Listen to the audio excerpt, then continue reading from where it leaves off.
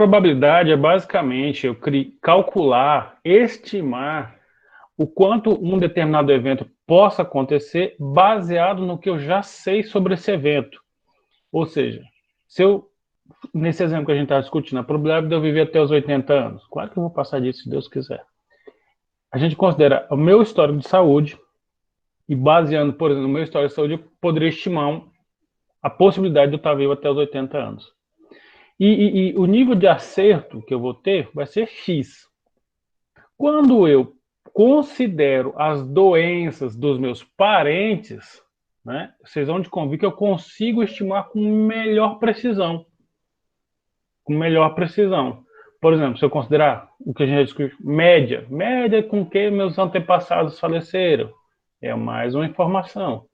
E assim sucessivamente. Então, quanto mais informação eu tiver, mais acertada vai ser a minha estimação. Então, esse é o campo da probabilidade. Eu não sei se vocês lembram de um caso de um avião que sumiu na Ásia. Um avião cheio de pessoas ali, né? Ele levantou o voo, né, com destino a determinado local e sumiu. Sumiu do radar, sumiu de todo lugar. Ele, na rota dele, ele trafegava sobre o oceano. E esse avião sumiu, ninguém sabia onde estava, tal. Uma estatística, né, uma pesquisadora de estatística, utilizou de ferramentas de probabilidade. Ela falou, olha, baseado que ele estava indo desse ponto até esse ponto, que ele tinha X combustível, esse modelo de aeronave normalmente apresenta esse problema, considerando essas variáveis de tempo, a maior probabilidade é de que esteja nesse ponto. Ela fez os cálculos lá. Esse local no oceano, vários grupos de busca, né, já tinham passado por aquele local buscando encontrar os copos, os pedaços da aeronave, etc, etc. E já tinham passado nesse local que ela indicou. No entanto, eles falam, não, bom, se a estatística lá, uma mulher pesquisou, né, talvez ela tenha razão. E detalharam melhor ali as buscas, né, encontrou a aeronave, estava realmente no local que ela estimou. Então, vejam que a probabilidade, ela traz uma riqueza de contribuições para N áreas do conhecimento, inclusive para nós das ciências agrárias, ela tem lá a sua importância. A probabilidade, para estimar a probabilidade, a gente tem que levar com base cálculos e informações que nós já tenhamos em mãos, né? E cada forma de estimar a probabilidade, calcular a probabilidade, ela leva em consideração as informações que nós temos à disposição. Por exemplo, se eu for calcular a probabilidade do Gustavo Kirten ser técnico da seleção brasileira de futebol, a probabilidade é baixa, mas eu consigo calcular isso, considerando as informações que eu vou ter que processar. Quando a gente calcula a probabilidade, a gente tem que olhar para as informações que nós temos à disposição. As informações, o perfil, o tipo de informações que nós temos à disposição vai dizer como que nós vamos estimar essa probabilidade. E aí a gente tem, no mínimo, 5, 6 principais formas de distribuição de dados. E aí, então, para cada tipo de dado, a forma com que eu vou calcular a probabilidade é diferente. Hoje nós vamos ver, calcular, discutir, pensar em probabilidade quando os dados, quando as informações que eu tenho à disposição seguem distribuição binomial. Certo? Então, essa é a primeira. Ao meu ver, é a mais fácil, então nós vamos para distribuição binomial. Ok? Essa abordagem, ela vai de encontro ao que está discutido na nossa bibliografia base, que estão no PPC de ambos os cursos, que é o livro publicado pela professora Sônia Vieira, né? No caso, a gente está trabalhando especificamente nesta aula, capítulo 9 desse livro, tá? O conteúdo está em 20 páginas desse livro, da página 183 até 203.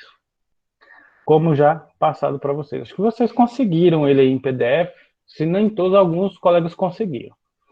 Então vamos lá. Primeira coisa que a Sônia, debate, que eu acho que é relevante, é o conceito de variável aleatória. Variável é algo que varia. Idade é algo que varia. Peso é uma coisa que varia. Número de grãos numa espiga de milho é algo que varia. E aí a variável pode seguir uma tendência, está contida dentro de um conjunto, pode seguir diversos comportamentos e entre eles ser aleatória. Então a variável aleatória é quando uma variável ela não segue o meu preceito, mas ela é escolhida totalmente ao acaso. É algo que é levantado ao acaso, certo? Em que o acaso vai influenciar os seus valores, em que a gente não faz o controle nosso. Por exemplo, no caso desse exemplo que eu dei da mulher procurando local de onde estaria o avião, ela considerou que ele poderia estar em qualquer lugar dentro da rota dele. Por exemplo, é muito mais fácil ela identificar esse avião em locais que não fossem sob o mar, porque era mais fácil localizar. Mas ela não fez esse tipo de restrição. Olha, não vou procurar o cálculo de probabilidade de estar nos locais que não tem água. Ou nos locais que só tivesse água porque tinha chance de alguém estar vivo. Não, não teve um controle de quem estava fazendo o cálculo. Só um minutinho. Então, o que acontece? Nós temos, então, na variável aleatória, a característica de que o acaso vai influenciar, o absoluto acaso. Por exemplo, se eu for fazer uma pesquisa com vacas de leite, né? E aí eu vou precisar de 20 vacas, dentro de um rol de 80. Eu vou sortear a vaca, vou sortear os números da vaca. Se eu for fazer uma pesquisa com colmeias de abelhas, e aí eu chego numa propriedade, o cara tem 200 colmeias, e eu quero fazer pesquisa com 20 dessas. Quais eu iria escolher? As que forem mais fortes, que produzem mais. Às vezes o produtor pode fazer isso. Tentar indicar para nós, pesquisadores, as melhores colmeias, querendo que a gente obtenha bons resultados e diga bem a respeito da sua propriedade, ou as piores colmeias também é uma possibilidade, na condição de que ele não queira que a gente interfira na produção. E aí a gente pode pensar em outros exemplos. Eu gostaria que alguém contribuísse falando de algum outro exemplo de variável aleatória.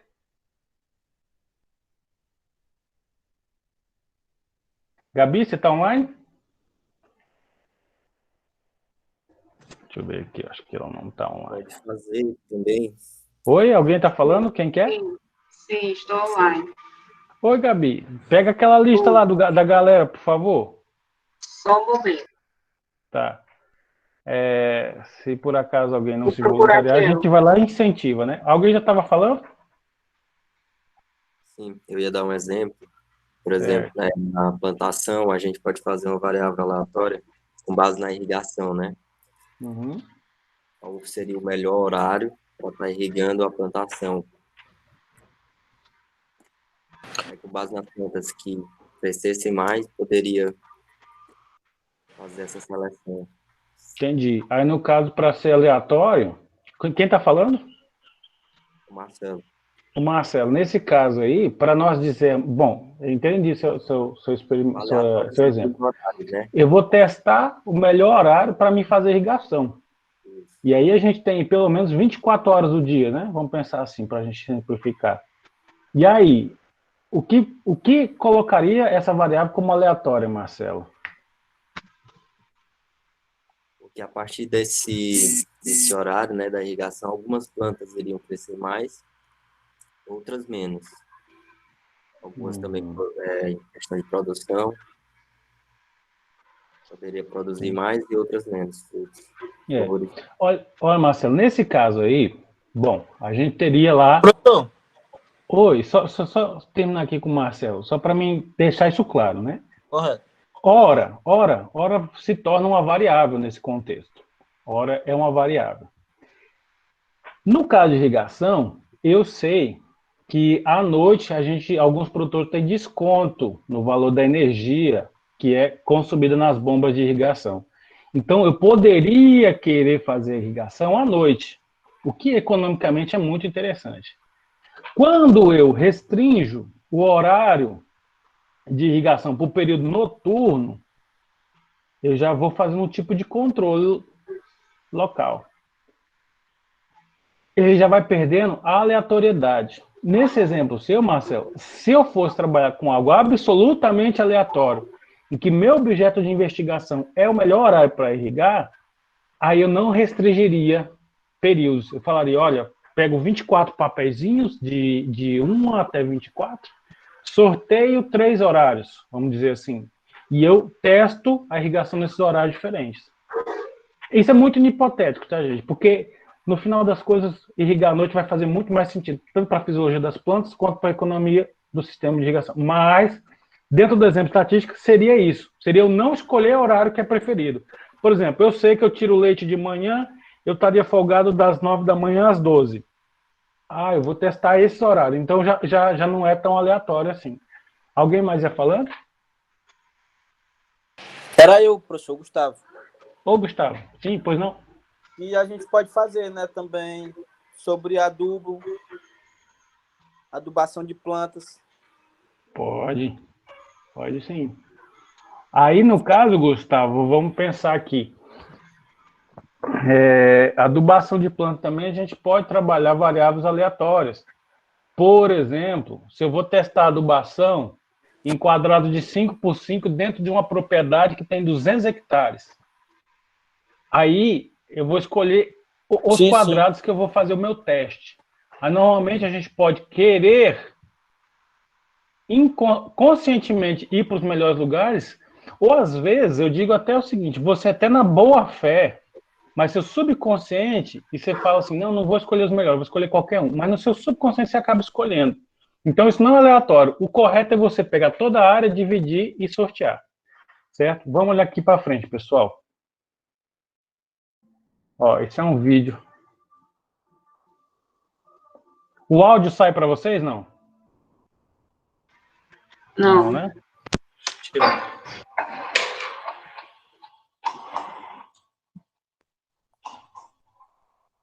Professor, desculpa, é porque caiu a internet aqui. Pronto, volte aí. Tá passando um vídeo aí pro pessoal. Só o pessoal ter ideia do que é aleatório.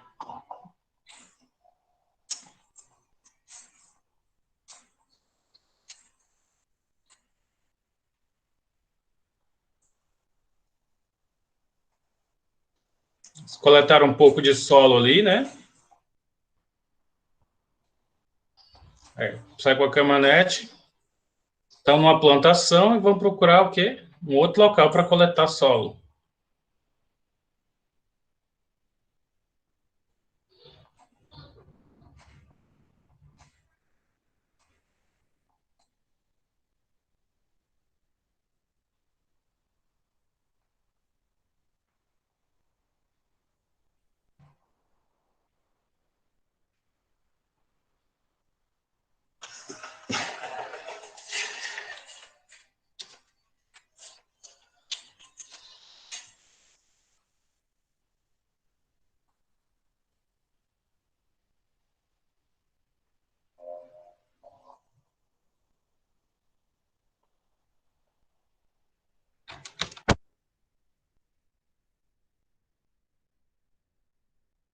Bem, estão me ouvindo aí? Por favor, dê um ok só para me saber se estão me ouvindo. Sim. Beleza. Então, o que aconteceu ali? O pessoal foi coletar amostras de quê? Que lá, pessoal? Solo. Solo. Como é que foi aquelas etapas lá? Ele foi lá, ele pegou um pouco de solo, né? Deixa eu escolher alguém aí, um voluntário. Hélida, você tá aí, filha? A gente coletou, professor. Duas Você análises. coletou? Qual que é o seu nome? Professor. Deixa eu falar com ela aqui, só para... Vou alternando, as pessoas vão contribuindo, voluntária aí, impostamente. Ô, Hélida, o que ele fez lá? Ele coletou um pouco de solo e colocou num balde, foi isso? Isso. Depois, o que ele fez, Hélida? Ele foi para outra área e coletou mais um pouco. E aí, Hélida, como é que foi esse processo de escolher a área? Ele entrou na caminhonete e andou... Você acha que ele calculou quantos... Aleatoriamente, mas deixa eu lhe falar. Aí eu vou falando com a Hélida, pessoal, mas vocês entendem que eu estou conversando com todos vocês. Você acha que foi absolutamente aleatório? Eu acho que não. Foi não. Se vocês pensaram o seguinte, ó, eu não quero, né, desdenhar das pessoas que estavam trabalhando, mas se eu estiver cansado, no começo do dia, eu tô com essa caminhonete animado para pegar a amostra de solo, eu ando ali 60 metros, 100 metros para pegar a próxima amostra de solo. Final do dia, eu já quero ir embora, já estou cansado, às vezes eu vou andar menos. Vocês concordam? Sim. Sim, isso é muito provável. Vocês concordam que ali, às vezes, a caminhonete andou bem porque é um terreno plano, ela andou mais. Se fosse, de repente, um barranco, ela ia andar menos, Hélio? Você concorda? Sim, já teria uma maior dificuldade, né? Isso. Eu quero mostrar isso para vocês, por quê? Porque eu tenho certeza que o propósito daquelas pessoas foi fazer um trabalho de coleta de solo aleatório. Eles se propuseram a fazer algo totalmente aleatório. No entanto, eu queria mostrar para vocês que talvez eles tenham cometido erros, muito provavelmente. Porque aleatório não quer dizer que eu vou fazer de qualquer forma. Aleatório não quer dizer que eu vou fazer de qualquer forma. Aleatório quer dizer que eu não vou exercer controle. É o que a Sônia Vieira do livro fala. O acaso vai decidir. Então, como é que seria isso? Como é que seria isso na prática? Como vocês devem fazer, não da forma que o vídeo mostrou. Vocês têm essa área bem aqui, toda plantada. Por coincidência, é a mesma cultura que estava no outro vídeo. Que é o quê? Uma área de plantio de milho. Pelo menos na minha concepção aqui, olhando por cima, parece muito com milho. E vocês percebem que existem milhares de quadrados aí, né? Em que você percebe que tem locais que as plantas estão mais verdes, outras que as plantas estão intermediárias, outras que as plantas já estão num processo de senescência bem avançado, e a gente percebe que a gente tem uma heterogeneidade nas plantas. E aí, Elda, qual que seria a estratégia, assim, no meu ponto de vista? É como se eu fizesse um quadrado, vários quadrados sobre a planta da propriedade. Você está entendendo, Elda? Tô, professor. Estou entendendo.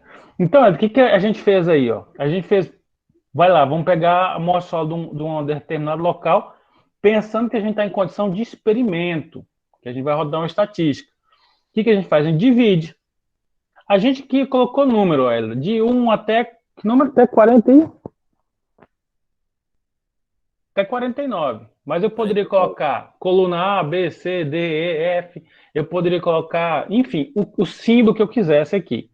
Mas isso foi uma forma de eu numerar os quadrados. Eda, o que você acha que eu deveria fazer agora para fazer isso se tornar absolutamente aleatório, na sua opinião? Sortear todos os números e escolher um. Só. Como você faria isso, Eda? O meu de sorteio, professor. Anotaria o quê? Como, assim, bolinha? Anotaria todos os números. Em papéis. Aí eu retiraria um e eu faria lá. Certo. Gente, vamos pensando aqui no TCC de vocês já. Digamos, alguns de vocês vão trabalhar aí com cultura de pastagem, de alguma planta de cultivo anual, enfim, é situação. Então, vocês vão fazer um sorteio, escreve um papel, enrola, sorteia. Pensem o seguinte, TCC, pesquisa, talvez algum de vocês fazer mestrado, doutorado depois, o que vocês fizerem durante a pesquisa tem que ser relatado no TCC e, na melhor nas hipóteses, você publicar. Você vai publicar uma coisa num artigo, você vai escrever lá, ó, foi feito amostras de variáveis aleatórias. Beleza. E aí a gente tem que descrever como foi feito isso. Imaginem vocês lendo um livro, eu peguei um pedaço do papel de pão, notei os números, coloquei na cestinha, balancei e pedi para minha neta pegar. Aí não dá, né? Então, e aí? Então, como é que a gente podia fazer? Hélida, obrigado. Vou passar, depois eu vou convidar outro. RStudio. O que é isso? Eu vou mostrar aqui para vocês. O R é um software, né? É um software maravilhoso, riquíssimo, que ajuda muito, parceiro do agrônomo e do zootecnista. Eu tenho ele aqui na versão Studio. O que é isso? Eu tenho software estatístico, e aí eu instalo um programa complementar que vai me ajudar a utilizar esse software estatístico. No caso, é o RStudio. Ele utiliza ainda como base dos cálculos o programa R, só que ele tem um layout, para mim, de trabalhar diferente do R. De certa forma, ele traz um pouco mais de opções de visualização. Ele está abrindo aqui no computador, eu vou mostrar para vocês. Bom, tá aí então o nosso RStudio, tá? Nessa aula não, mas em uma próxima aula eu queria mostrar para vocês no mínimo como instalar, alguma coisa assim. Beleza. Gabriela, sorteia alguém aí, por favor, que esteja presente, de preferência. Um número qualquer aí. Sortear? Alguém acadêmico, só para me acompanhar aqui na discussão. Tem, professor, só aproveitar logo que tem algumas pessoas dizendo que estão pedindo para participar e não estão entrando. Ah, entrou aqui, uma pessoa estava. Tinha umas duas, era três. Uai, não está mostrando para mim. Peraí, aqui. Ver todos, permitir. Pronto. De todo modo, pessoal, vai estar gravada essa aula, tá? Pode Beleza, falar qualquer número aí, professor. Vou pensar aqui.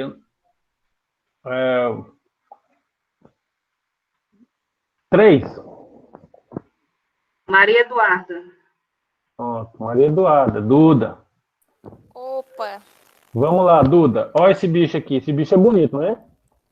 Eita, professor, é porque eu tô vendo pelo celular e é tudo pequenininho. Deixa eu dar um zoom. Pronto. Isso, deu zoom. Mas o pessoal está acompanhando aí. Ó, é o seguinte, esse é o software. Ele pode fazer muita coisa pela gente, por nós. Inclusive, nos ajudar nesse processo. No slide aqui, a gente viu que são 49 parcelas. 49 parcelas eu quero sortear como aleatórias. Se a gente chegar aqui no Google e dizer assim, eu vou fazer um processo de amostra. Aí eu vou digitar amostra. Como é que é amostra em inglês? Sample. Legal. Então ficou fácil. Eu venho aqui no software R e digito isso aqui, ó. Tá todo mundo vendo? Ficou muito pequeno, não ficou? Pior que eu acho que não tem como aumentar o zoom. Mas aqui, eu estou escrevendo o seguinte, ó. Primeira coisa que eu escrevo. O que eu quero fazer? Eu quero fazer uma amostra de solo. Esse nome aqui, eu dou o nome que eu quiser. Se eu quiser colocar aqui Joaquim, Palmeiras, Flamengo perdeu, eu posso escrever qualquer coisa desse tipo, viu, Duda? Pronto. Eu escrevo o que eu quiser. E da mesma forma que no Excel, a gente só escreve um igual, dizendo o que eu quero. No caso aqui, eu já entendi que sample é a amostra em inglês. Então, eu digito sample.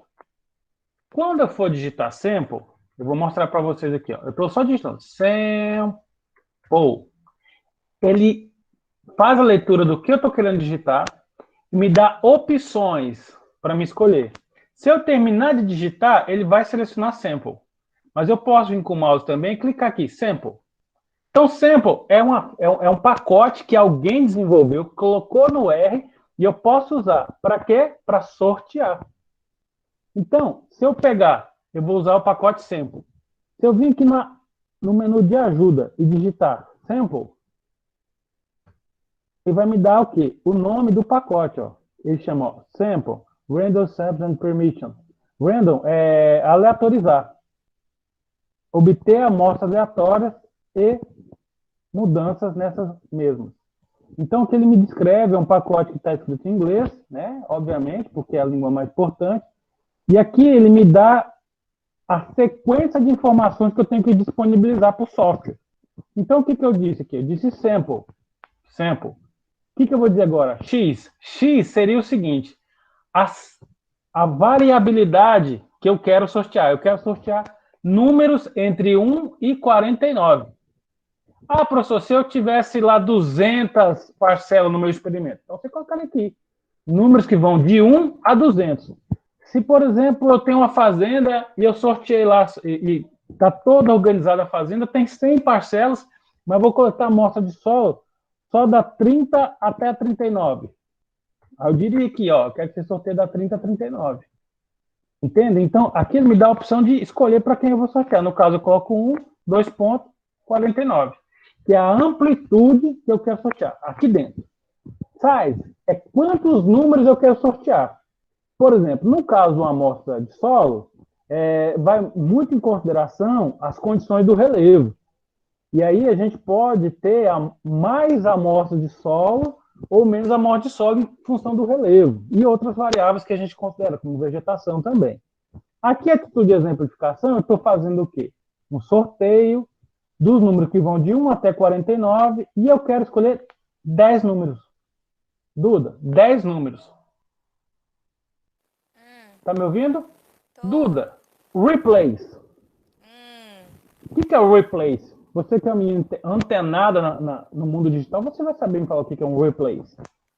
Ai, professor, não manjo muito de inglês, não. Não, moça, mas é essencial isso aqui, um replace de uma série, um replace de uma música.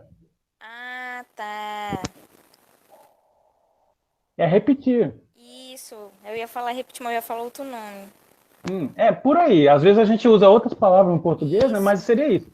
Então, o replace é quando eu quero que ela possa ou não repetir números. Aí aqui eu tenho a opção de true, que é verdadeiro, ou false.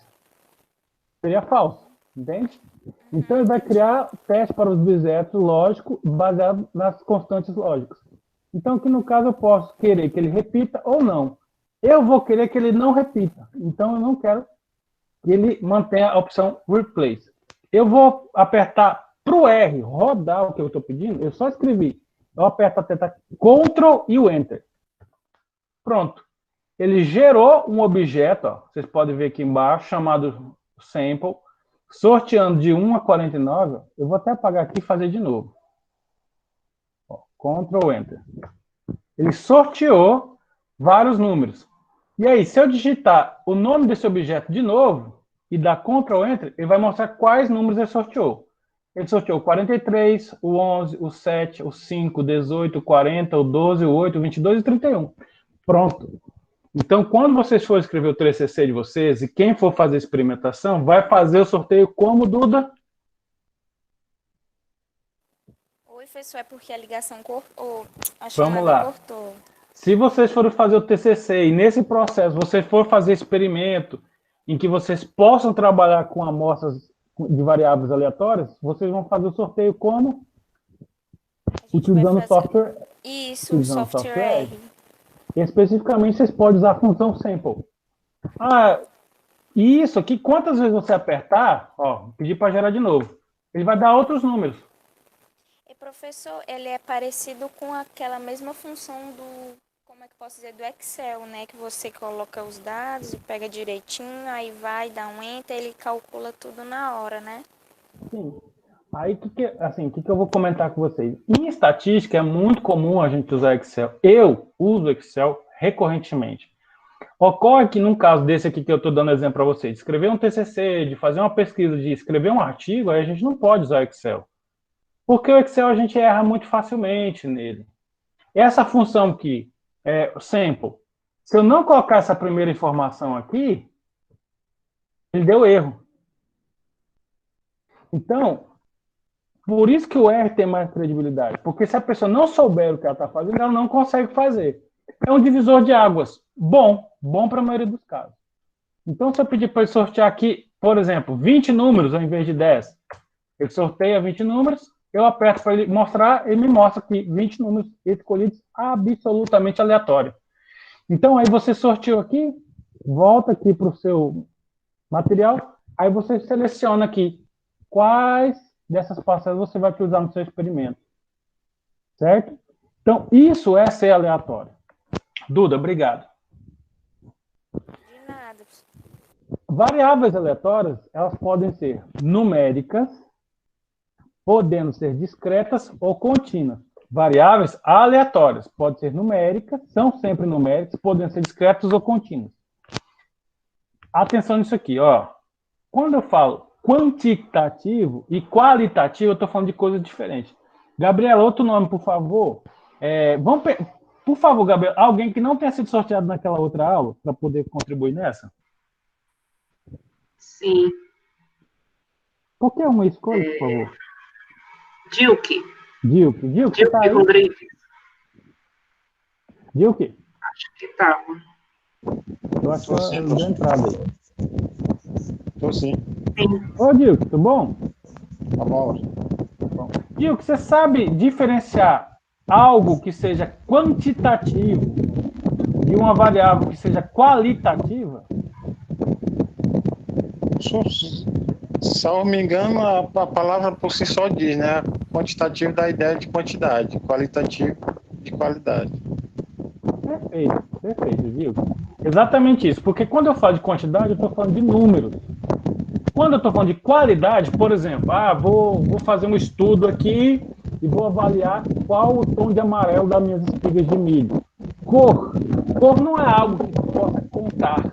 Não tem a cor 1, 2, 3. Eu tenho a cor amarelo, amarelo esvermelhado, amarelo esverdeado, enfim. Então, qualitativo é exatamente isso, Vitor. São coisas que não são numéricas.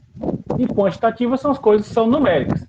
Então, já dá para nós entendermos que variáveis aleatórias, por serem numéricas, impreterivelmente vão ser quantitativas.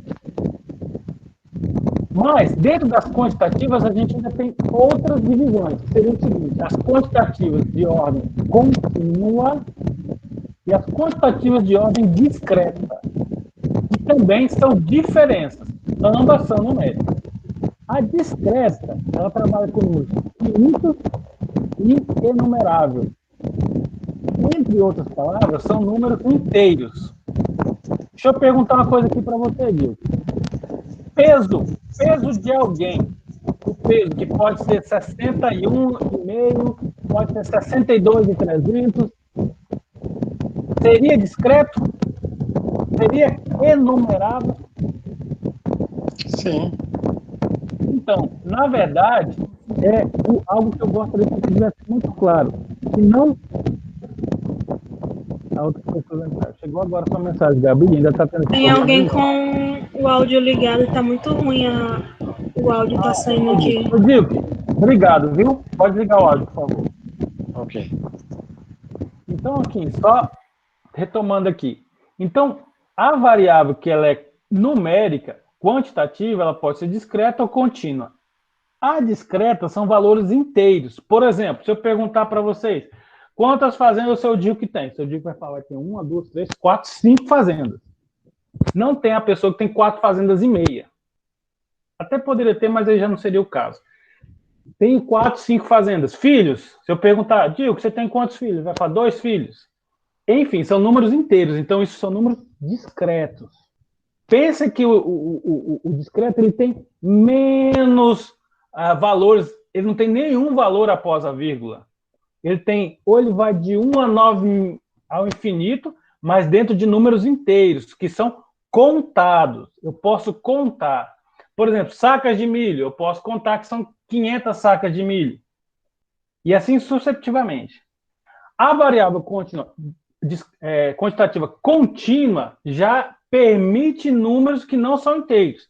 No entanto, ela se mantém dentro do corpo de números reais, não números que não existem. Ou seja, valores fracionados que fazem sentido, medidos através de algum instrumento. Por exemplo, o exemplo que eu dei, peso, altura. A gente pode ter 1,77 e alguns milímetros. Isso vai se variar como uma quantitativa contínua. Certo? Relembrem isso. Quem tiver dúvida sobre quantitativa, qualitativa, discreta, contínua, dê mais uma olhada no YouTube, risquem, porque assim, é bom a gente não ter equívocos com isso, tá? A gente vai precisar disso, tá bem claro.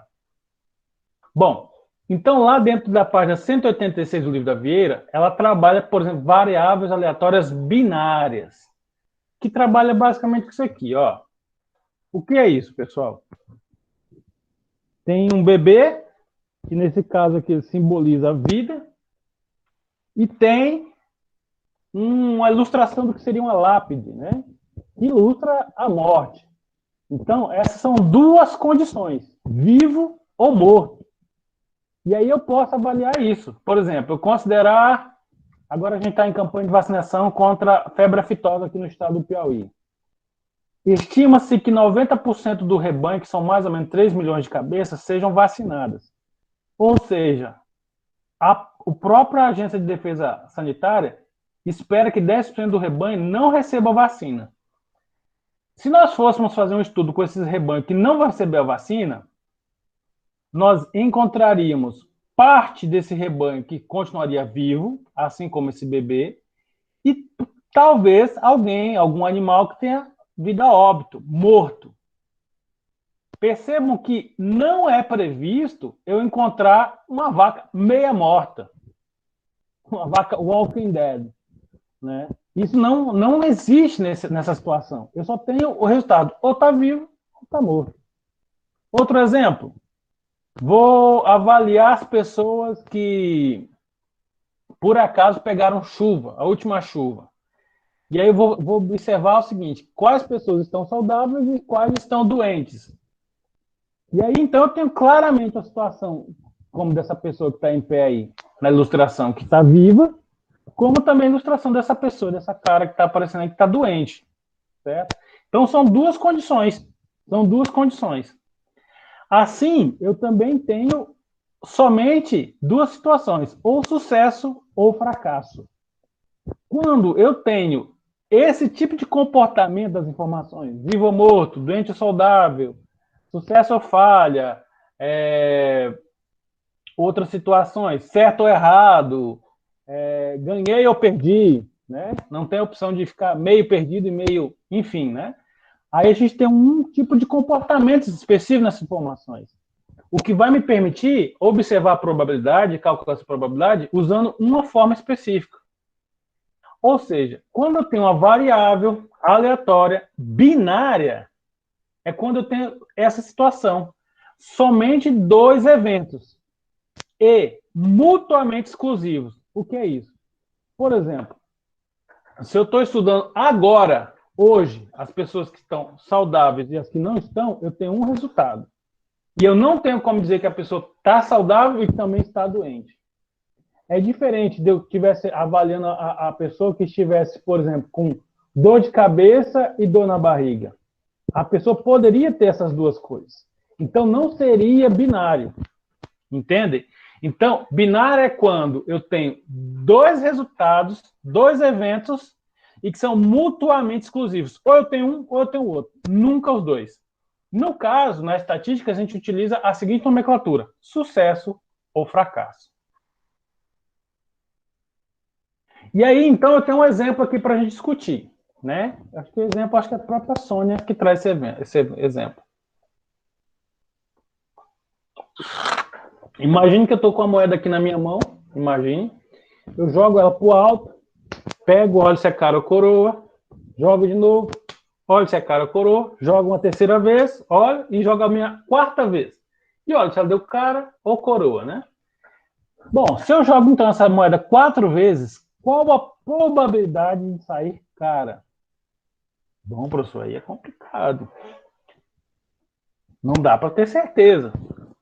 Sim, é isso que eu quero que vocês tenham em mente. A estatística não é exatamente igual à matemática. A gente realmente espera que não se tenha absoluta exatidão. Nós não pretendemos ser determinísticos.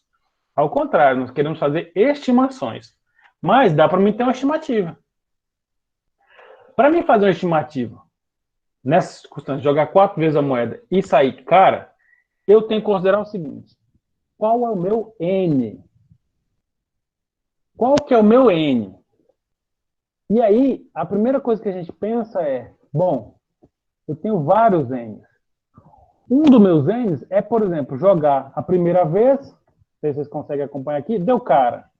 Joguei mais uma vez, deu cara. Joguei uma terceira vez, deu cara. Joguei uma quarta vez, deu cara. Então, eu tenho a possibilidade de tirar 4 caras. Se eu jogar 4 vezes a moeda, eu tenho a possibilidade de obter 4 caras. Se eu jogar 4 vezes, eu também posso ter 3 caras e em algum momento sair uma coroa. Isso é possível. Isso é possível. Em outra circunstância, eu posso jogar essa moeda e eu posso esperar, olha, pode sair uma cara, uma coroa, depois sair uma cara, uma coroa, enfim, eu posso ter situações em que saiam 2 caras e 2 coroas.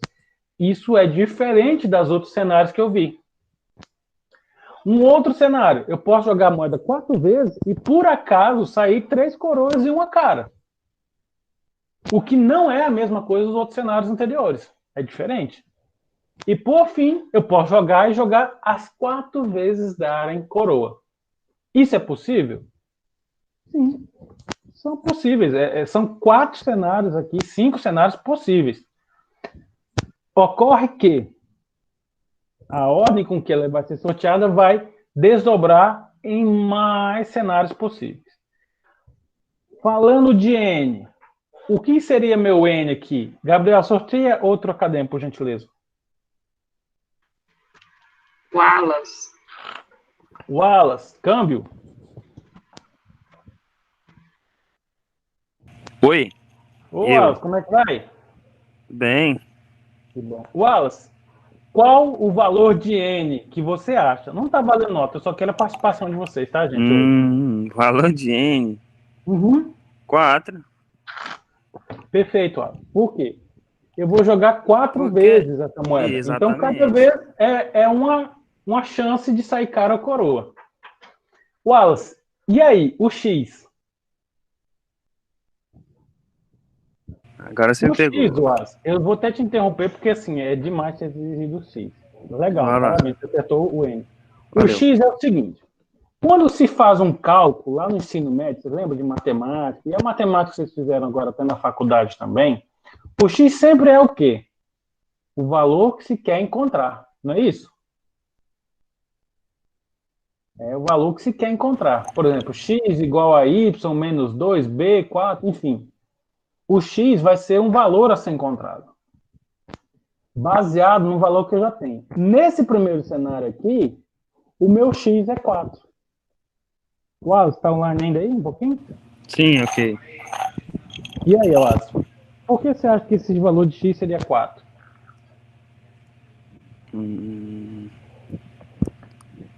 A quantidade de probabilidade na primeira jogada, é isso? Por aí, Poderia Wallace. ser? Por aí. O que acontece? Eu vou jogar a moeda 4 vezes.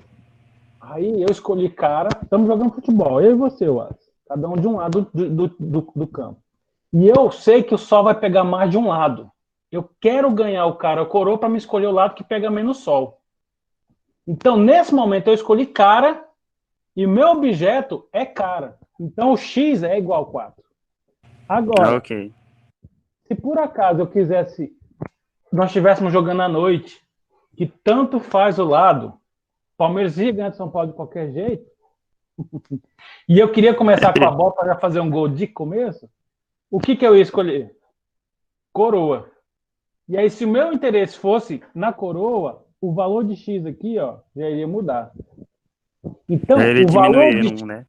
ia ser diferente. Ou seja, o valor de x está intimamente associado com o meu objetivo. A minha pergunta. O que eu quero responder?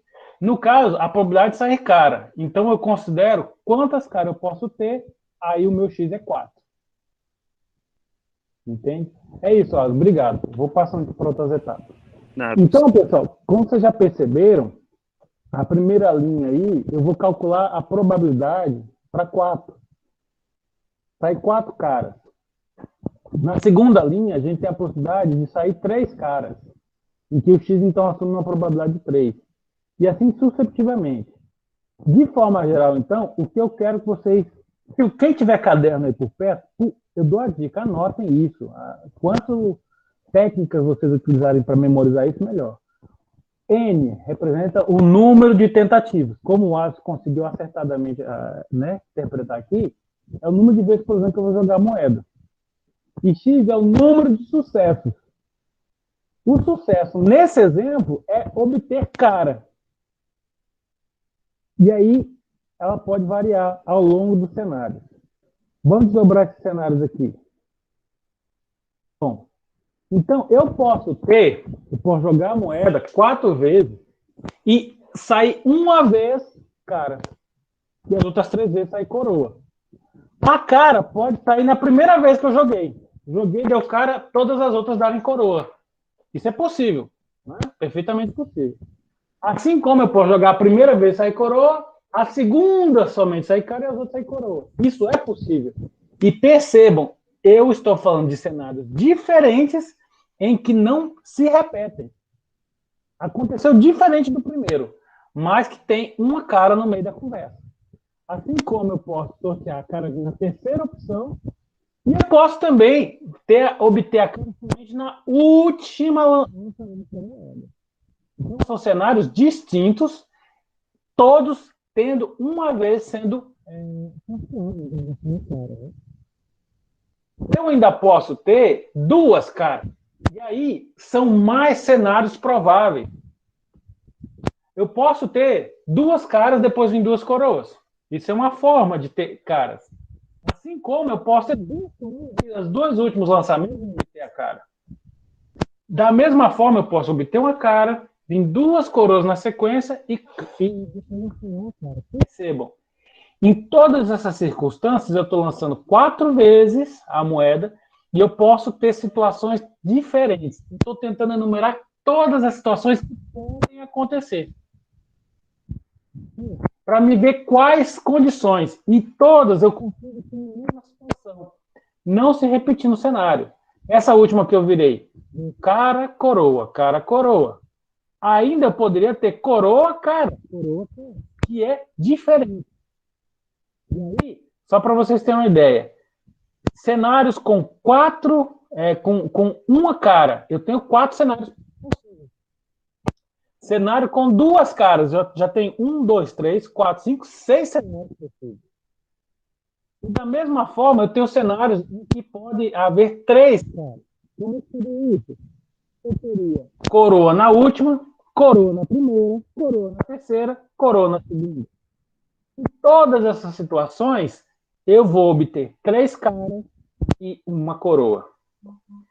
Ainda falta 2 situações, né, pessoal? O que está faltando aqui? Seu microfone está um pouco falho, professor. Tá, eu vou tentar colocar ele aqui. Você vai ajeitar aqui. Vou colocar aqui assim. Você tem que ouvir também.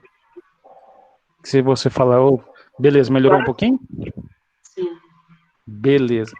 Então, pessoal, eu tenho essa situação também. Eu posso lançar 4 vezes sair cara, como eu posso lançar 4 vezes e também não ganhar em nenhuma. Pode ser que eu e o Alisson no jogo de futebol, eu querendo escolher cara, o juiz lançando 4 vezes ainda não consigo obter cara. Certo? Então eu vou ter que ganhar na bola mesmo. E aí a gente percebe que a gente tem aqui várias possibilidades, todas diferentes, em que surgem números diferentes de cara e de coroa. Quantas são ao todo? 4 mais 6 são 10, mais 4 são 14, mais 2 são 16. 16 cenários possíveis em que eu possa lançar essas moedas 4 vezes. Então aqui eu tenho o meu N, e quanto que é o meu N? Ele continua sendo 4. Não mudou, não é porque eu tenho diferentes cenários possíveis que o meu N mudou. Eu continuo fazendo 4 lançamentos da moeda. E aí eu começo a ter uma flutuação no valor de X. Né? A gente tem X que vai 1, 2, 3, 4 e 0. E no meu caso, a pergunta é, alguém joga 4 vezes a mesma moeda. Qual a probabilidade de sair cara? Como é que eu poderia calcular isso?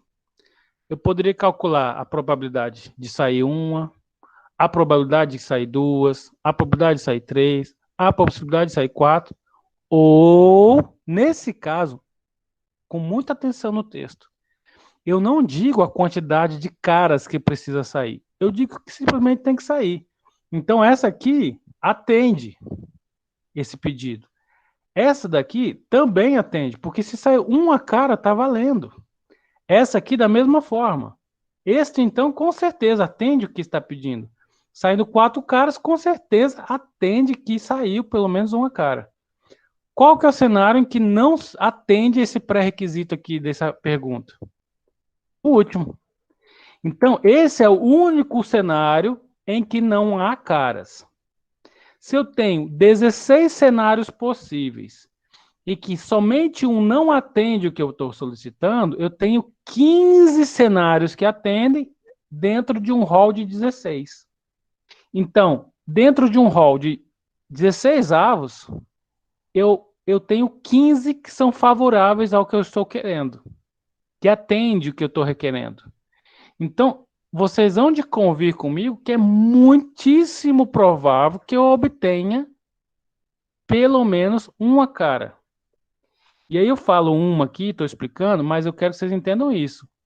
Quando a gente trabalha com questões de estatística, nem sempre as coisas vão estar tão claras. A gente vai ter que ler com calma, com paciência, para a gente conseguir entender. Alguém joga 4 vezes a mesma moeda, qual a probabilidade de sair cara? Aí a gente tem a resposta, 15, 16 avos. Bom, vamos pegar outro exemplo então. A gente vai fazer uns 3 exemplos para todo mundo compreender bem. Estou indo na maternidade. Vou lá ver, um de vocês teve bebê. Aliás, 3 de vocês tiveram bebê. E aí, opa, legal, vou comprar presente para vocês. Isso é fictício, tá, gente? 3 de vocês tiveram bebês na mesma maternidade, eu fui lá visitar vocês. E eu vou comprar presente. Aí eu fico pensando, foi menino ou foi menina? Menino ou menina que nasceu? Rapaz, será que é o que eu compro? Compro bolinha, compro boneca, compro carrinho, o que eu compro? Eu tenho que saber o que nasceu, né? E aí eu começo a calcular as probabilidades. Então, eventos possíveis em relação ao sexo do bebê. Uma possibilidade de 3 de vocês terem obtido filhos na maternidade e terem nascido todas meninas. Aí eu levaria 3 bonecas, né, para o hospital como um presente de boas-vindas para as crianças ao mundo. Então, esse é o cenário possível. É possível que nasçam 3 meninos, absolutamente. Assim como, só um minutinho, acho que alguém está querendo entrar aqui. Enquanto mostro. Deixa eu vir aqui, só um minuto, pessoal. Pronto. Aí eu venho aqui, como eu dizia a vocês, e vejo que tem esse cenário de nascer 3 meninos. Assim como é possível que nasça 3 meninos. Não é verdade? É possível que nasçam 3 meninos. Qual que seria uma outra possibilidade? Considerando que 3 crianças vão nascer, pensando no sexo que eles podem apresentar. Pode nascer uma menina e 2 meninos. Pode nascer um menino, uma menina e outro menino. Continua sendo os 3 bebês de alguns de vocês, vão ser felizardos aí. Eu posso ir no hospital e descobrir que nasceu primeiro um menino, depois um menino, e por fim nasceu de um acadêmico aí uma menina. Assim como pode ter nascido 2 meninas e um menino e 2 meninas.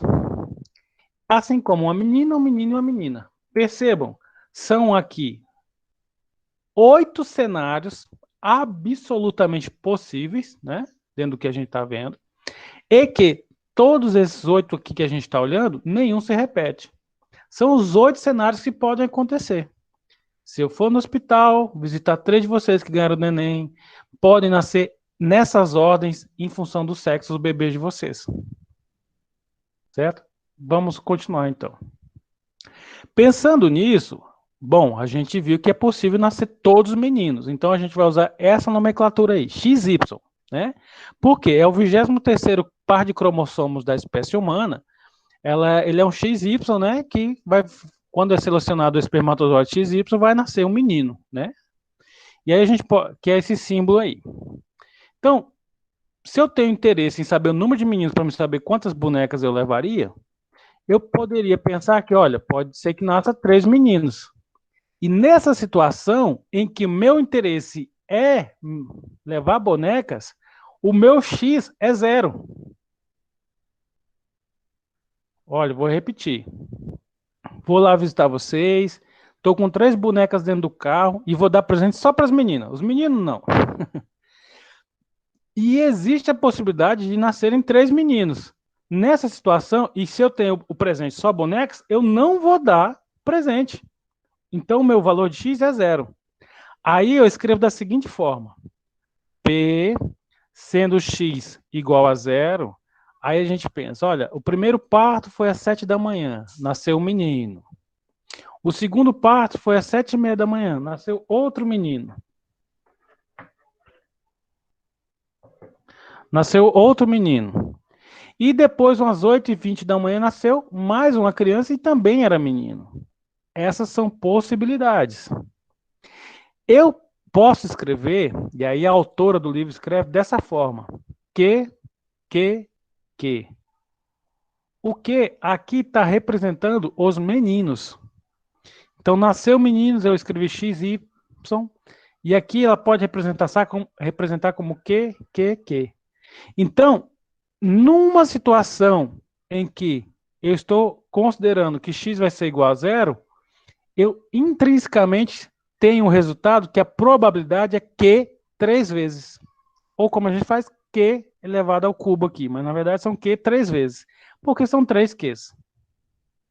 Vamos ver outro cenário possível? Ah, tá aqui, deixa eu fazer na minha plataforma virtual. Pronto. Então, como é que é isso? Olha só. O P, no caso, está representando as meninas. O Q está representando os meninos. Nesse caso, né? Você pode inverter, usar do jeito que você quiser. Se eu tenho um cenário que nasceu uma menina e 2 meninos, como é que eu poderia escrever isso? Nasceu um P, não é isso? E esses 2 Q, para mim não escrever Q, porque às vezes eu estou trabalhando com um banco de dados de uma fazenda que nasceu, sei lá, 80 bezerras. Aí eu vou colocar Q 80 vezes, né? Não faz sentido. Eu coloco o Q uma vez e eu indico o número de vezes que esse Q apresenta. Nesse caso aqui, 2. Isso aqui é a mesma coisa que isso. Assim como se eu tenho 3 P's, eu posso anotar como P3. Se eu tenho 3 Qs, Q, vai, 4, 5 Q, e assim sucessivamente. Eu posso simplesmente colocar Q5. Eu estou dizendo a mesma coisa, tá? Pronto. Então vamos ver mais um cenário. Vamos ver cenários com meninos agora. Nesse cenário aqui, que é possível, nascerem 2 meninos e uma menina. Aí, como o meu interesse é presentear com bonecos, o valor de X passa a ser 1. Aí pode ser que a menina seja a primeira a nascer, no caso é esse evento aqui, XX, que é o 23º cromossomo da nossa espécie, que vai nascer meninas, né? E aí pode ser que depois na sequência nasçam 2 meninos. E aí eu escrevo isso como P, Q, não é isso? P, Q. E eu escrevo da seguinte forma, P, Q2, pronto, está escrito. Eu também tenho essa possibilidade, nascer um menino, às 7h30 nasceu uma menina e às 8 horas nasceu um menino. Aí eu tenho Q, P, Q. Percebam, olha, o Q e o P parecem muito, simplesmente o lado que está virado a bolinha, vamos dizer assim. E aí já muda a forma, a ordem com que nasceram, mas o importante é que eu sei que a probabilidade é de PQ2. Continua sendo a mesma.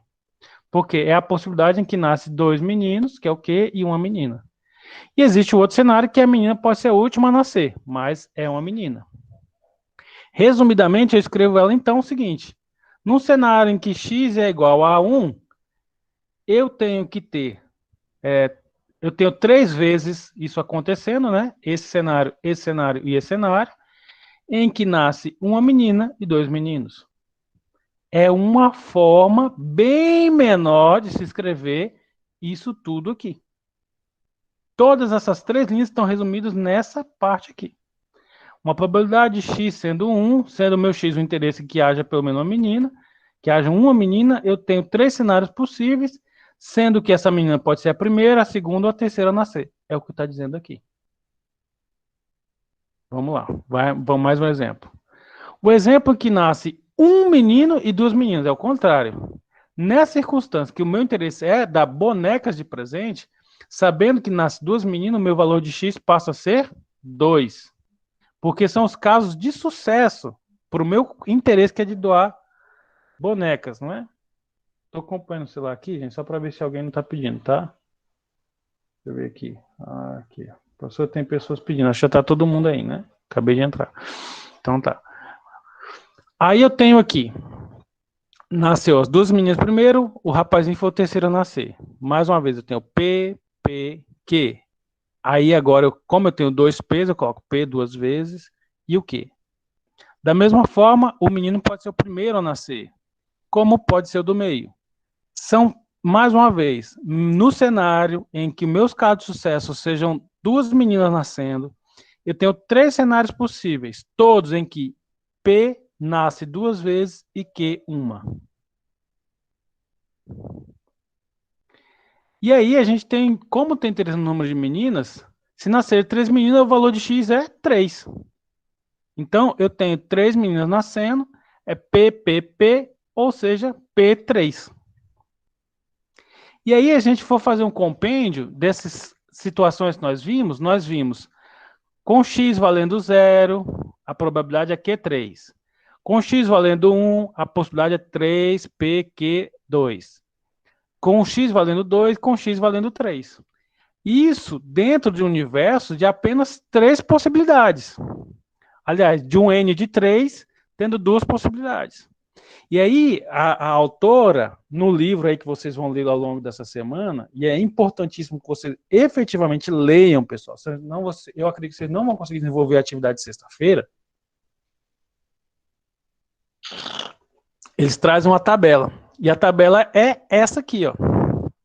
Exatamente o que a gente acabou de aferir.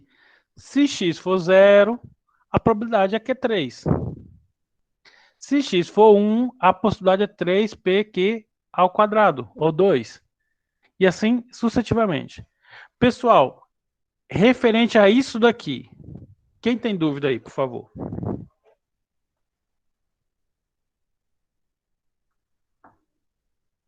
A essa indicação, o valor de x, qual que vai ser a probabilidade? Alguém ficou com dúvida? Senão eu continuo. Bom, vamos lá então. Oi.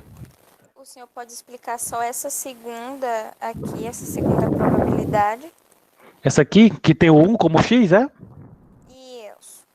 Pronto. Então tá. O x é o meu caso de sucesso. No exemplo, o caso de sucesso, eu tô fazendo o inverso da autora só para a gente ter mais exemplo. A autora fala meninos, eu tô, no meu caso aqui, dou demonstração para vocês, como x, caso de sucesso, o número de meninas.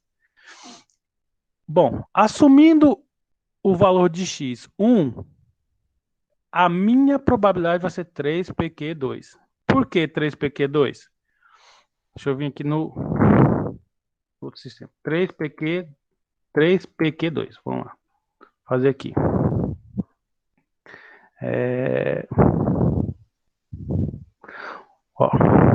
3PQ2. Quando eu tenho um número, quer dizer que eu tenho 3 situações em que pode acontecer. A primeira é que nasça menino. Um menino. Então, esse menino pode ser XY, o primeiro a nascer, o segundo a nascer, ou o terceiro a nascer. Vou mudar de cor aqui, só para a gente ver mais fácil agora o outro. Nessas circunstâncias, vai estar nascendo menina na segunda e menina na terceira. Por isso que aqui eu digo que isso aqui é o quê? É P, Q, 2. P do menino e 2 porque são 2 meninas. Ok? Bom, esse segundo cenário, se o rapaz está nascendo como segundo, impreterivelmente eu sei que vai estar nascendo 2 moças, uma moça aqui e uma moça aqui. Mas a anotação é a mesma, porque se são 2 moças, se é um rapaz, é P. Se são 2 moças, é Q ao quadrado também, Q2. Então, a anotação é a mesma, assim como essa aqui. PQ2 também. E isso também vai dar PQ2. Se eu sei que eu tenho 3 cenários de PQ2, então eu escrevo 3, aí como não tem sinal, eu entendo que tem um vezes, 3 vezes PQ2. É porque eu tem tava 3 jeitos de... 3. É porque assim, ó, esse é uma forma de acontecer PQ2, essa é outra forma de acontecer o PQ2, e essa aqui é a terceira forma que pode acontecer de PQ2. Então quer dizer que eu tenho 3 formas diferentes de nascer um rapaz e 2 moças. O rapaz pode ser o primeiro, o segundo ou o terceiro. E isso vai influenciar a ordem que vai nascer as moças nessa rol de possibilidades. Aí, como essa é uma possibilidade, independente dessa, eu anoto isso como PQ2. E tem 3 PQ2. Para mim não escrever PQ2, PQ2, PQ2, eu escrevo 3 vezes PQ2. Valeu, professor. Tranquilo. Ó, tendo dúvida, pessoal, pausa, a gente dá uma olhada aí. Então é isso, ó. Quando o x é 0, a gente tem Q3. Quando o x é 1, a gente tem, como a gente acabou de ver, 3 vezes PQ2. Quando o x é 2, eu tenho 3 vezes o P2 e o Q sozinho. E a gente, quando tem o x igual a 3, a gente tem o P3. Tá? Sempre o P é antes do Q. Aí, se tiver mais de um Q, eu coloco um 2. Se tiver mais de um P, eu coloco 2. Se eu estiver trabalhando com muitos casos, pode ter P20 aqui. Tá? Aí eu vou anotando. Então, esse é o meu quadro. Esse é o quadro em que eu coloco valores de x e como que isso vai influenciar sobre a probabilidade em si. Agora, o que a gente tem que considerar é o seguinte: cada fenômeno tem já uma probabilidade histórica conhecida. De forma geral, se a mulher não fez ultrassom, né, se um casal não fez ultrassom, estão grávidos e vão para a maternidade, querem ter a surpresa de saber se é menino ou menina, de forma geral, a gente está considerando que existe a probabilidade de 50% ser moça e de 50% ser rapaz. Isso não é exatamente assim, mas a gente arredondou e simplificou para essas circunstâncias. Por que eu estou falando nisso? Porque daqui a uns dias vocês todos são profissionais, cada um nas empresas, fazendas, onde quer que seja que vocês vão trabalhar. E aí vocês têm autonomia de rever.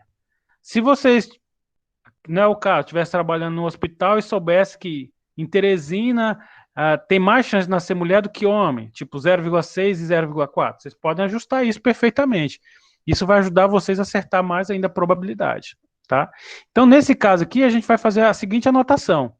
A probabilidade de nascer menino, que é P, a gente vai colocar 0,5. Aliás, a de menina, né? A gente colocou P para menina. Então, é 0,5% para menina, meio para menina e meio para menino. Gente, como é que eu vou escrever isso? Bom, eu poderia escrever 50%, 1 sobre 2, que é meio. Nesse caso aqui, a gente está usando essa forma de escrever. 0,5. Ou seja, a probabilidade vai de 0 até 1. E eu estou assumindo a possibilidade que a chance de ser menina é de meio. De forma geral, a cada 2 crianças, 1 é menina e 1 é menino. De forma geral. Então, tendo essa conformação aqui, era para me ter tirado isso aqui. Tendo essa conformação aqui, eu começo a explorar um pouco mais essa tabela, tá, gente? Então, aqui eu tenho um valor de uma menina nascendo. Como a gente acabou de ver, a probabilidade vai ficar 3PQ2, tá? Que eu posso entender da seguinte forma. Bom, no primeiro parto, a chance de nascer uma menina é de meio. No segundo parto, a chance de nascer uma menina é de meio. No terceiro parto, a chance de nascer uma menina também é de meio. Só que esse 3PQ2, como a gente acabou de ver, ele acontece de 3 formas diferentes. E aí, ao invés de escrever PQ2, PQ2, PQ2, eu coloquei 3 vezes. E eu uso essa mesma técnica aqui. Então, é 3 vezes meio, vezes meio, vezes meio. Porque é a probabilidade de X acontecer.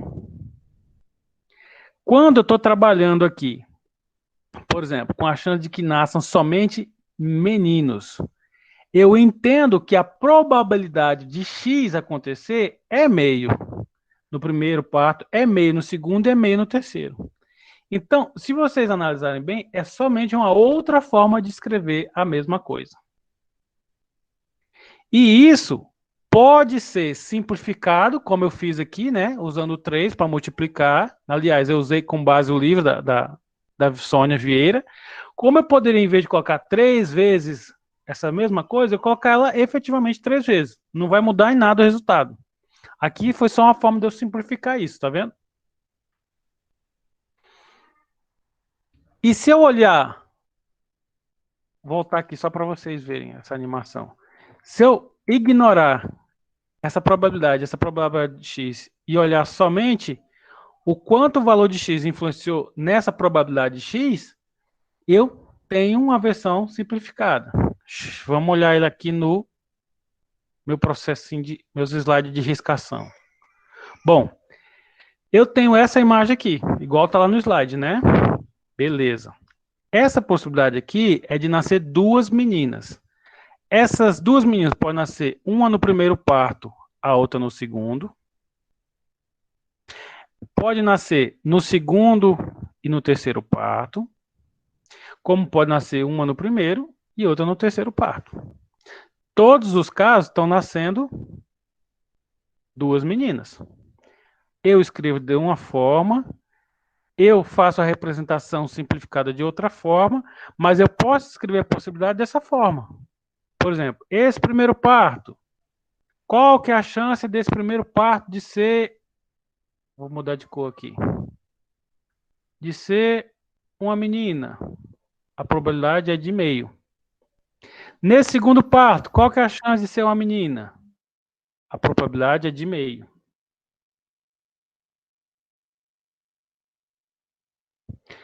E nesse terceiro parto, também a probabilidade é de meio. Entende? Nesse caso, eu acabei anotando errado. É para esse cara aqui, ó. Né? Da mesma forma, esse para esse. Eu vou mudando de cor aqui só para vocês não embaralhar. Qualquer coisa que vocês não entenderem, vocês me falam.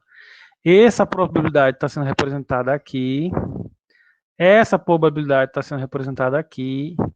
Essa probabilidade de nascer uma moça está sendo representada aqui. Essa possibilidade de nascer uma moça está representada aqui. Por quê? Nesse parto aqui que eu acabei de marcar, ó, tem 50% de chance de ser uma mulher, como tem 50% de chance de ser um homem. Então, eu marco aqui, a probabilidade é essa. Da mesma forma aqui.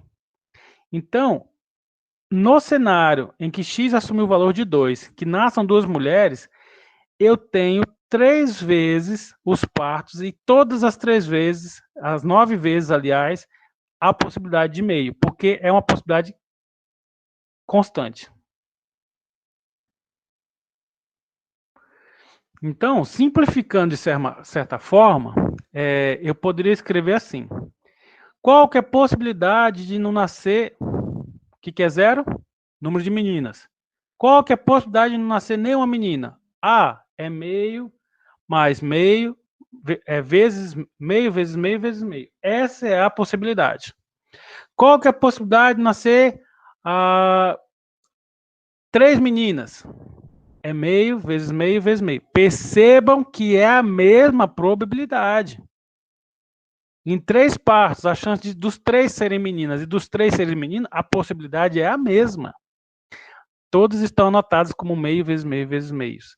Se a gente fazer o cálculo de fração, fazer a multiplicação, aí se alguém tiver alguma dúvida, eu recomendo ir no YouTube dar uma olhada, a gente vai ver que essa aqui vai dar 1 sobre 8, essa aqui vai dar 3 sobre 8, essa aqui vai dar 3 sobre 8, e essa aqui vai dar também 1 sobre 8, igual a essa. E se nós somarmos, deixa eu usar o mouse aqui, essa, mais essa, mais essa, mais essa, vai dar 8 sobre 8. Então, o que foi feito? Dentro de 3 partos, a possibilidade de ser menino ou menina, pode ser nenhuma menina, uma menina, 2 meninas, até 3 meninas. A chance de nascer nenhuma menina é 1 sobre 8. A chance de nascer pelo menos uma menina é 3 sobre 8. A chance de nascer 2 meninas, percebam, é igual a de nascer 1. É 3 sobre 8 também. E a chance de nascer as 3 meninas é 1 sobre 8. De forma que sempre, a probabilidade, nesse caso a binomial, vai de 0 até, no máximo, 1. Por quê? Se eu somar essas frações, a gente vai ver que está 8 sobre 8. Que 8 dividido por 8 é 1. Muito bem. Então, tá bem fácil agora, a gente conseguiu entender o que é isso aqui. É a possibilidade de não ter nenhuma menina, de ter uma menina, 2 meninas ou 3 meninas. Representado em frações. E essas frações indicam essa possibilidade. Se a gente virar um pouquinho esse gráfico aqui e olhar, a gente percebe que é bem mais provável nascer uma ou duas meninas. Não é isso? A gente percebe que pelo número de frações que estão se multiplicando, e nesse caso específico, todas as frações são idênticas, de meio, né? 1/2, a gente percebe isso. E se a gente pegasse essa quantidade de frações e simplesmente colocasse barras sobre ela? Ficaria mais fácil ainda de ver, né? Os números estão aqui, mas as barras me ajudam a entender melhor, visualizar melhor. Essa é uma das funções dos gráficos, de ajudar a gente a transmitir a informação de forma mais prática. Percebam, é o mesmo valor, é a mesma coisa que estava aqui antes. Ó. Eu simplesmente deitei e substituir essas frações por barras, para a gente visualizar melhor. E aí, no caso, a gente pode visualizar, inclusive, sem os números. Olha aí, está bem fácil de ver agora. Está muito claro para todos nós que é equivalentemente tão provável nascer nenhuma como nascer 3 meninas, e tão provável quanto nascer uma é nascer 2 meninas. E aí, foi o que a autora fez lá na página 192, olha. Esse é o gráfico que ela fez.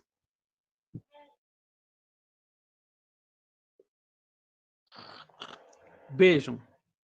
Todo gráfico, ele parte o quê? De uma linha na vertical, que é a nossa variável dependente, que no caso é o y, ok?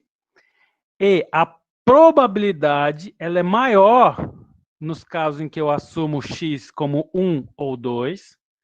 Então, é mais provável nascer uma ou duas meninas. E essa probabilidade, ela é menor em relação a não nascer nenhuma ou todas serem meninas. É o que está explicando lá na página. Eu só tentei explicar de uma forma diferente para vocês entenderem, certo? Bom, vamos lá então. Agora acho que a gente está conseguindo entender bem isso daqui. E nós observamos que, por exemplo, o valor de N, ele consiste, por exemplo, no número de ensaios. Ou N também pode ser o número de tentativas. Quantas vezes eu tento fazer uma coisa. Ou o N pode ser o número de eventos idênticos. Nesse caso aqui, nascimentos. Assim como foram os eventos de lançar moeda. N representa o número de ensaios, tentativas ou de eventos. E cada ensaio só pode resultar em um de dois resultados. É aquele caso de mutuamente excludentes que a gente já viu. Aí, nesse caso, a gente identifica como sucesso quando ocorrer o evento de interesse. Nesse caso, eu tinha interesse que nascesse menina. No caso da moeda, eu tinha interesse que nascesse cara. E o outro é o P. Não, aliás, o outro é o Q. No caso, o evento de sucesso sempre vai ser representado por P. Os ensaios têm que ser independentes. O resultado de um ensaio não tem efeito sobre o resultado do outro. O que é isso? No exemplo da moeda, eu lancei a primeira vez, saiu cara. Isso vai influenciar de alguma forma o segundo lançamento? Não, em hipótese alguma. O segundo lançamento vai ser cara ou coroa, independente do primeiro ter sido cara ou coroa. Da mesma forma, os partos. Se o primeiro nasceu menino, o segundo vai ser menino também? Não tem nada a ver. São eventos totalmente independentes. É o que está sendo falado aqui, ensaios independentes. Isso são critérios para classificar como binomial ou não. Para ser distribuição binomial, tem que seguir esses pressupostos. Bom, então vamos lá então, né? Vamos olhar essa distribuição binomial, que a gente já entendeu aqui, né? Se alguém tiver alguma dúvida, pode falar agora, por favor.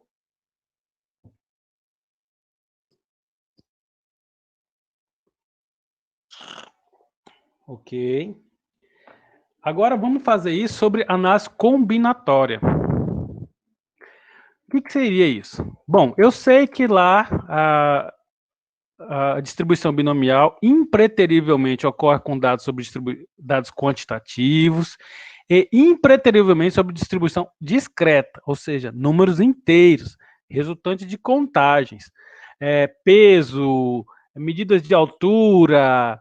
Nunca vai ser sobre distribuição binomial. Não importa a circunstância, não vai ser sobre distribuição binomial.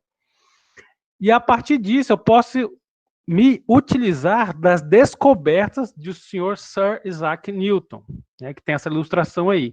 Foi um pesquisador matemático inglês que fez importantes contribuições. Inclusive, ele desenvolveu o binômio de Newton. Bom, aqui nós vamos para um outro exemplo, para ajudar a gente a assimilar tudo que a gente está discutindo. Qual que é esse exemplo?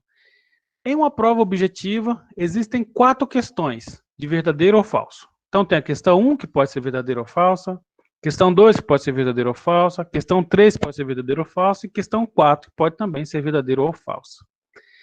E aí a gente passa a usar isso como objeto de estudos. Primeira coisa que a gente faz é identificar resultados possíveis. Bom, se eu tenho 4 questões, eu posso ter 2 verdadeiras e 2 falsas, não é isso? Então, eu teria, por exemplo, a primeira falsa, a segunda verdadeira, a terceira falsa, a quarta verdadeira. Parece muito com o exemplo da moeda, né? Bem similar. Eu tenho outra possibilidade, a primeira ser verdadeira, a segunda falsa. Eu posso ter isso invertido aqui. Eu posso ter as 2 primeiras falsas e as 2 últimas verdadeiras. Assim como as 2 primeiras verdadeiras, as 2 últimas falsas. Como também as 2 do meio ser falsa. Temos 6 condições que podem acontecer com 2 verdadeiras e 2 falsas.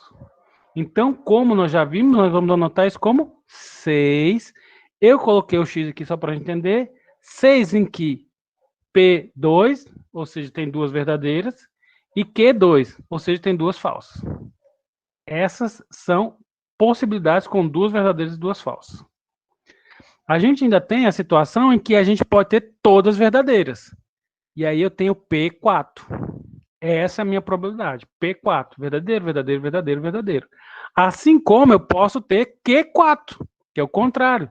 Falsa, falsa, falsa e falsa. Há opção ainda de que há uma verdadeira e as demais falsas, sendo a verdadeira a primeira, a segunda, a terceira ou a quarta. Então, ele tem 4 formas diferentes em que há P1 e Q3. Legal. É igual ao exemplo anterior mesmo. A gente já está mesmo vendo de outra forma. Nós temos outras 4 formas em que pode acontecer verdadeiro, verdadeiro e uma falsa. Ó. A primeira ser falsa, a segunda ser falsa, a terceira ser falsa e a quarta ser falsa. Então, a gente está fazendo o quê? Eu vou responder uma prova que tem 4 questões de verdadeiro ou falso. E se eu jogar, marcar tudo verdadeiro, qual que é a chance de eu acertar? Então, isso é muito relativo. Por exemplo, a gente tem 6 cenários de 2 verdadeiras e 2 falsas, um cenário de 4 verdadeiras, um cenário de 4 falsas, tem 4 cenários em que há uma verdadeira e 3 falsas, e outros 4 cenários em que há 3 verdadeiras e uma falsa. E todos esses não se repetem, totalizando 16 resultados possíveis, diferentes, para a mesma prova. E aí eu começo a avaliar. Bom, então se tem um cenário dentro de um rol de 16, eu tenho 16 alvos de possibilidade de nenhuma questão ser verdadeira. Assim como eu tenho 16 alvos, ou seja, 4 formas diferentes dentro de 16 possíveis em que há pelo menos uma questão verdadeira. Tenho também 6 cenários, e é o mais numeroso, isoladamente o mais provável de que haja 2 verdadeiras em relação a todas as 4 questões. Existe uma possibilidade de 4 formas diferentes de haver 3 verdadeiras e uma falsa, e por fim, existe um cenário que prevê que as 4 estejam verdadeiras dentro de 16 cenários possíveis. Da mesma forma, se eu somar essas possibilidades, eu tenho 16 formas diferentes dentro de 16 possíveis. Que se eu dividir 16 por 16, vai dar 1. Agora, é só a gente pegar e colocar isso na fórmula. Ok? Vamos lá, então. Como é que a fórmula de Newton? O que o Newton fez? O Newton fez isso aqui. Ele desenvolveu essa fórmula para nos ajudar. A fórmula vai mudar em função do valor de x. Então, a gente tem x sendo x, que é um valor a ser substituído. N como numerador, dividido por x fatorial, vezes n menos x fatorial, vezes p elevado a x, vezes o produto da subtração de 1 menos p na potência de n menos x. Vamos olhar essa forma mais de perto? Ela é muito simples, essa forma. Ela tem o quê? Essa primeira parte. Pensem vocês, se vocês não existissem e fossem fazer o trabalho que Newton fez. Eu tenho que calcular a probabilidade. Primeiro, eu tenho que considerar quantas vezes eu vou responder aquela pergunta. Quantas vezes eu vou lançar a moeda. Quantas questões tem na prova. Então, esse é o meu N. Eu tenho que considerar na forma o N. Então, essa primeira parte da forma está relacionada ao número de ordenações possíveis que possa se obter. Ela está sendo multiplicada pela probabilidade. Teoricamente, se é a primeira vez que eu estou fazendo uma prova, se de forma geral o professor não gosta mais de questões verdadeiras ou falsas, tanto faz, é mais ou menos meio a meio, eu considero que essa probabilidade mais ou menos vai ser meio, tá? E aí, bom, eu tenho o número de vezes que pode acontecer. Eu sei quantas vezes o que eu quero provavelmente vai acontecer. Eu tenho que deduzir o quê? O número de vezes do que eu não quero acontecer, dos fracassos. E aí, essa terceira parte da forma, ela está relacionada à probabilidade de obter fracassos. Então, vamos à pergunta. Vamos à fantástica pergunta. Valendo passar na disciplina. Qual a probabilidade de acertar 3 das 4 questões, respondendo que todas são verdadeiras ou que todas são falsas? Eu preciso tirar 75 de nota. São 4 questões, valendo 0 a 10, cada questão vale 2,5 pontos. Para mim acertar todas, e se eu jogar todas em verdadeiras, qual a chance de eu acertar as 3? Vamos fazer esse cálculo. Bom, deixa eu vir aqui para meu quadrozinho. Bom, se eu estou respondendo uma questão de verdadeiro ou falso, eu vou marcar aqui no quadradinho verdadeiro, ou eu vou marcar falso. Então, são 2 respostas possíveis que eu tenho. Cada resposta assume uma probabilidade de meio, né? Ou que nós chamamos de 50%. Ok, se eu trabalho, então, com questões objetivas de verdadeiro ou falso, ao responder verdadeiro, eu tenho 50% de chance de acertar, certo? Agora, reflitam comigo. Não é o caso do exemplo, mas só para vocês terem isso claro na mente de vocês. Se eu faço uma pergunta, marquem A, B, C ou D. E aí você não sabe qual que é a certa. A, B, C ou D. Aí você vai fazer igual o Chaves. Joga uma borracha para cima e fala, vou marcar essa. Qual que é a chance de você não sabendo marcar, por exemplo, a letra C e ela ser a correta? Bom, como nós sabemos, a probabilidade vai de 0 a 1. Basicamente, nós vamos dividir esse 1 por 4. Então, seria 1 sobre 4. Não é isso? Que no caso dá 25%. Entenderam? Então, de forma geral, vocês têm que sempre considerar isso. Não é sempre que eu marco a opção que vai ter a mesma probabilidade, se eu estiver chutando. Às vezes, o número de opções vai influenciar sobre a possibilidade de eu acertar. Ok? Vamos lá. Então, vamos lá, então. Então, qual a probabilidade de acertar 3 das 4 questões? O que eu vou fazer? Pego a fórmula. É essa daí que está aí, né? Na tela vocês estão vendo a fórmula. Qual que é a probabilidade? Bom, a gente acabou de calcular aqui, né? Se só tem verdadeiro e falso, se eu marcar todas como falsa, por exemplo, ou que todas são verdadeiras, a chance de eu acertar é de meio. E isso é importante. Essa probabilidade tem que ser constante. Por exemplo, Eu sei, igual a gente falou, a probabilidade de Terezinha nascer menina do que menino é 60 para menino, 60% menino, 40 para... Aliás, para menina, 40 para menino. E isso esse ano. Ano que vem, se for diferente, aí já não posso usar o cálculo de distribuição binomial para os dados desses 2 anos. Entende? Essa probabilidade deve ser constante e contínua, ok? Vamos lá, então. Outro valor que eu preciso encontrar, o N. E qual que é o meu valor de N? Bom, essa probabilidade de evento ocorre em uma só questão, ok. E qual que é o meu valor de N? Bom, da mesma forma, são 4 questões. Então, se eu estou respondendo sobre 4 questões, o N é 4.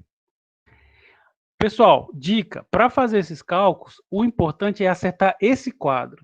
Esse quadro de identificar o número de P, de N, de X, não pode errar, porque senão não tem como acertar o resto, tá? E qual que é o valor de X? Desculpem, qual que é o valor de X? Bom, se eu quero acertar 3 de 4 questões, o meu valor de X vai ser 3. São meus casos de sucessos. Alguma dúvida até aqui, pessoal?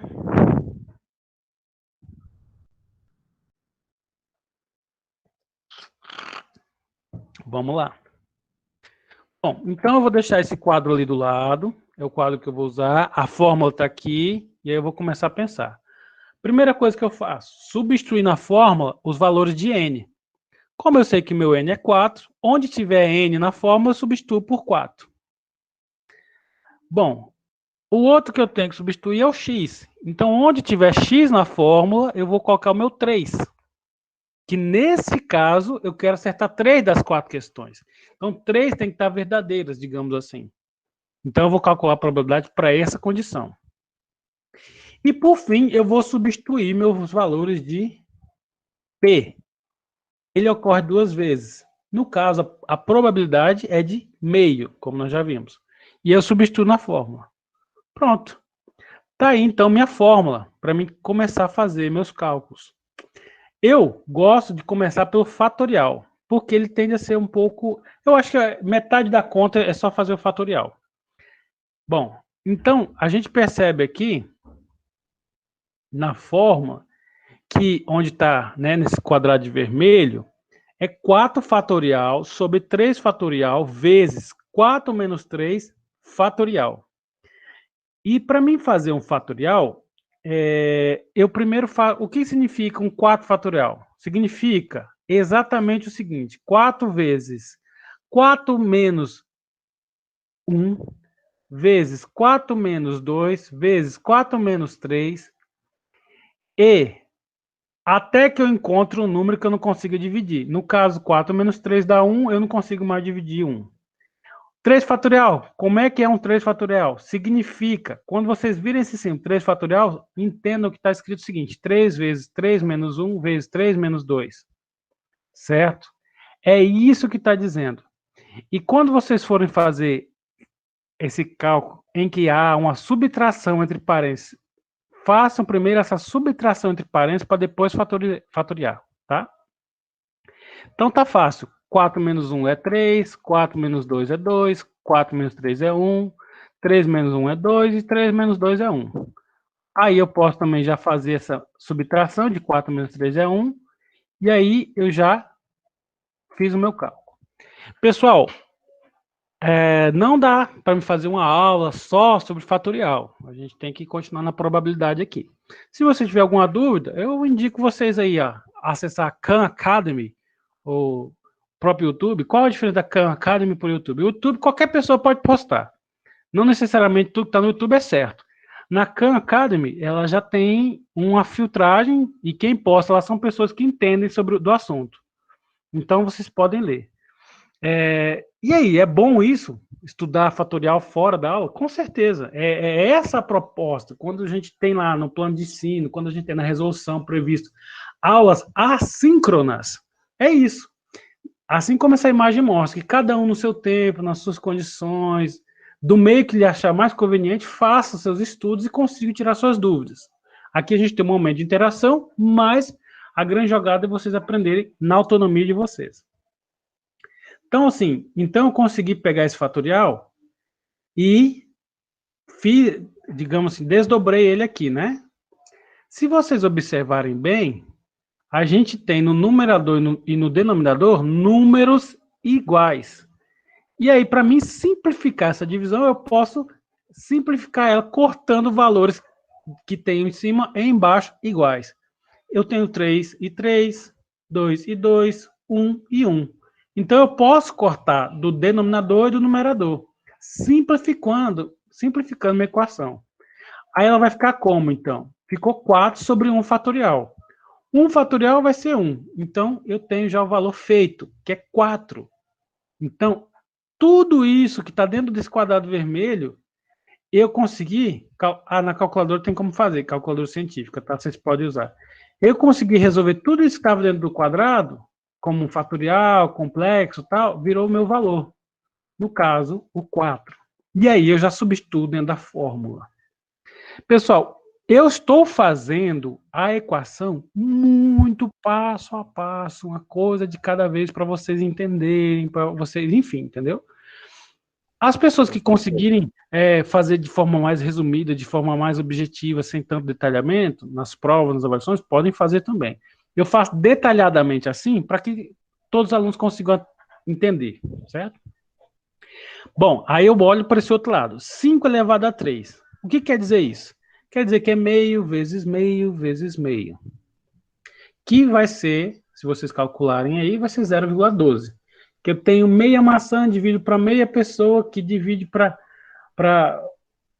meio dia, vamos dizer assim. Eu tenho essa outra situação, que é dar 4 menos 3. 4 menos 3 é 1. Eu posso fazer esse cálculo. Então, já vai ficando mais simples o meu cálculo. Olha só para vocês verem. Nesse cálculo, então, eu vou fazer o seguinte, ó. 1 menos meio é meio. Então, eu tenho 4 vezes 0,125 vezes meio elevado a 1 é meio. Então, tá aí. Toda aquela equação grande, eu fui fazendo parte por parte, até que chegou numa multiplicação muito simples. De 4 vezes 0,125 vezes meio. Onde, para me encontrar a probabilidade de acertar 3 questões, marcando todas com verdadeiro, é de 0,25. Entendam esse 0,25 como 25%. Quando x é igual a 3. Certo?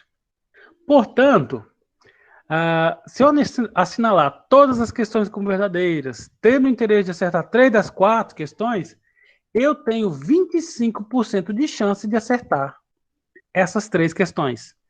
Sendo a falsa a primeira, podendo ser qualquer uma das outras. Aí eu começo a perguntar para você. Aí eu tenho a afirmação. A probabilidade de acertar 3 das 4 questões é de 25%. E se eu quisesse tirar menos nota?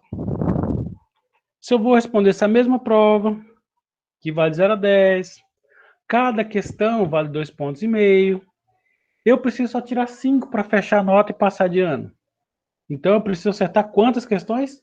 Só 2. E eu começo a pensar, e se eu não estudar? E se eu jogar tudo como verdadeira? Qual a chance de eu tirar pelo menos os 5 pontos que eu preciso? Dá para a gente calcular. Então, a gente vai calcular a probabilidade de acertarmos 2 das 4 questões, assinalando todas com a mesma resposta, ou verdadeiro ou falso.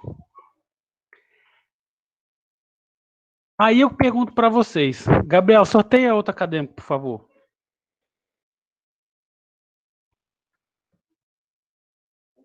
Vamos ver. Sara. Sara. Sarinha, tá online?